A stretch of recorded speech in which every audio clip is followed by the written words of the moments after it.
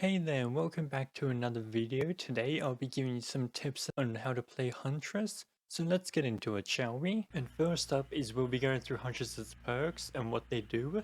So first perk is Beast of Prey, and what that does is when gaining Bloodlust 1, you gain the undetectable status for as long as you're in Bloodlust 1, and you also get up to 50% bonus blood points in the hunting category. Now what Bloodlust 1 is, after you've been chasing a survivor for so long, you'll get a little bit of speed boost in that, and that is like Bloodlust 1. And also, with this perk you'll also be undetectable, so they won't be able to hear where you are, which way you're going, they won't hear your terror radius, so it can be handy for trying to trick enemies on which way you're going and everything, and make them think that they're safe when they're actually not. And the second perk is Territorial Imperative, which allows you to see the survivors that entered the basement when you're at least 32 meters away for 3 seconds. So it can be handy if you have some people hooked in basement and that, or if you know that you hook people in the basement a lot during games and that, then it can be handy, but it doesn't give you a notification when they do enter the basement, so you have to keep an eye in the direction of basement if you do want to see them enter, or else you won't know, so do be wary of that. And Huntress's third perk is Hex Huntress Lullaby, and what this perk does is when you hook a survivor you gain 1 token that affects repairing and healing skill checks for survivors, and what that token does is it shortens the time between the warning sound of the skill check and the actual skill check popping up, and you can get up to 5 tokens. So the first token reduces the sound warning by 14%, the second token reduces it by 28%, the third token reduces by 42%, and the fifth token totally gets rid of the sound, so there won't be any sound warning once you hook 5 people. And that can be really handy if you're going up against someone who relies on the sound checks a lot.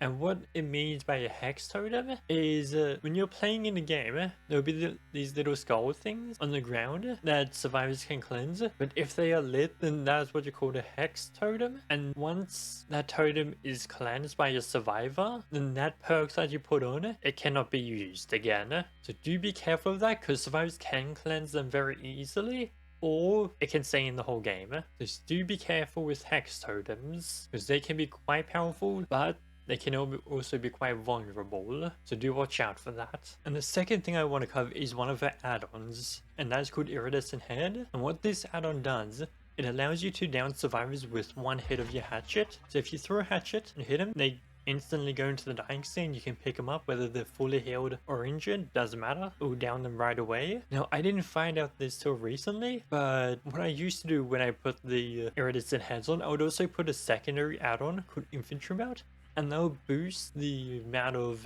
hatchets I have by 2, because with iridescent heads, it reduces the amount of hatchets down to 1, and what you used to be able to do is put infantry belt on and increase it by 2, so to have 3 iridescent hatchets, which was totally overpowered, but I loved it either way. But now, what I found out just the other day is that even if you put infantry belt on with iridescent hatchets, you will still only have 1 hatchet to throw, so don't use iridescent heads with the infantry belt, because those two won't go together and the belt won't increase the amount of hatchets, so do be wary of that. Now let's move on to Huntress's power, which are her hatchets. And when you start off the trial, you start off with 5 hatchets that you can use to hit down survivors, and you can throw them at survivors. So you can be quite a distance away, wind up a hatchet through, throw it, and you can hit a survivor from quite a distance, which can mean difference between getting killed or not, just depending where they are. But also do be careful when throwing a hatchet, because it doesn't just go in a straight line, it does arc, so you will have to aim up further the further you want to throw, so do be careful about that.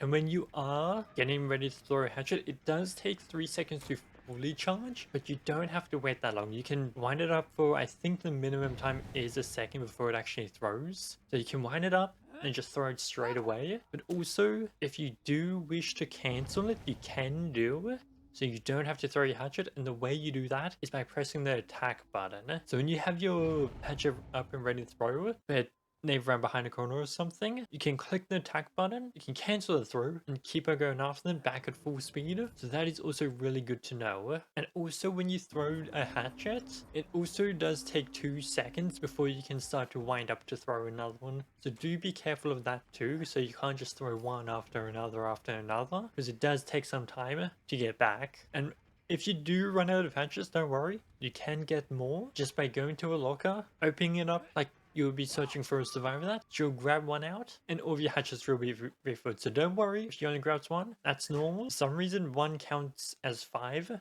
So you're perfectly fine there. And if you also do plan on throwing a hatchet long distance, do be wary of travel time. So you don't aim at them, aim where you think they're going to be for that distance. So if they're like 20 meters in front of you and they're running towards the left, don't aim at them, aim like 5 meters in front of them or something. Obviously not that exact distance, so do be also wary of travel time, because it doesn't just go straight at them like a bullet. Now I'll tell you some of the best times to use hatchets and some of the worst times to use hatchets, at least in my opinion. So let's start off with the best times to use hatchets are. Now what I think the best times are is when they're vaulting through a window, is when you think they're about to vault through a window, you can charge it up before they go. If you see them vaulting, you can throw it, and you'll most likely hit them 9 times out of 10. Same with doorways, if they have to go through a doorway, and you have a clear line of sight, you can wind it up, throw it, and you'll most likely hit them too. And also if they're vaulting over pallets, or even if they're just camping a pallet, you can wind it up and throw it, and you should hit them. Although, when they are throwing down the pallet, the hatchet might just hit the pallet as it's being thrown down.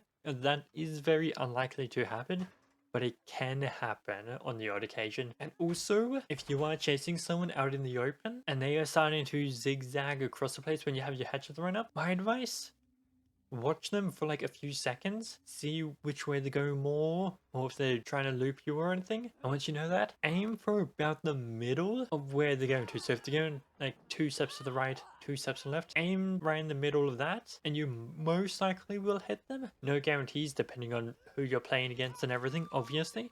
But that would be my best advice if someone's trying to zigzag your hatchets. And some of the worst places to get ready to throw a hatchet or anything, at least in my opinion, it's when you're like being looped around a rock, because 9 times out of 10 it will hit the rock and not them. And if it does go over the rock, survivors can just crouch and you'll most likely miss them. So not the best spot to do it. And plus if you're chasing after them, then it will just slow you down, allow them to get further in front. Also, not another great spot to be throwing hatchets or getting ready to charge it up is when there's a lot of trees around, because some maps have like lots of trees or statues or walls. So it's not always the best spot to be throwing hatchets, but you still can get a hit. My advice: try and catch up to them more. And if you catch up them close enough, you can always take a swing, or you can always get closer to where you'll most likely get a hit in once you're out of all the trees or statues or walls and stuff like that. But yeah, so that's going to be all for today. Hopefully these tips will help you out to get better kills, to help you aiming, and hopefully taught you something. But if you also do have any questions or anything, feel free to let me know in the comments below, or if you think I missed out on any tips or advice that people should know, also feel free to let them know in the comments below. And I'll be back next week with another video on how to counter Huntress. So do watch out for that if you're having trouble against Huntress. And also watch my previous videos on how to play nurse, or if you just want to get a bit of a killer, they're right over there. And yeah, so I hope to see you next time. I also stream 4 days on Twitch, so feel free to come in over and watch me, or if you have any questions about DBD, I will most likely be streaming DBD that day. So feel free to come by, and I'll be back next week with another video on how to survive Huntress. So if you're having trouble against Huntress, that video will probably be for you. And yeah, I hope you have a great rest of your day, night, morning, or whatever time it is for you. And I will hope to see you next time. Bye!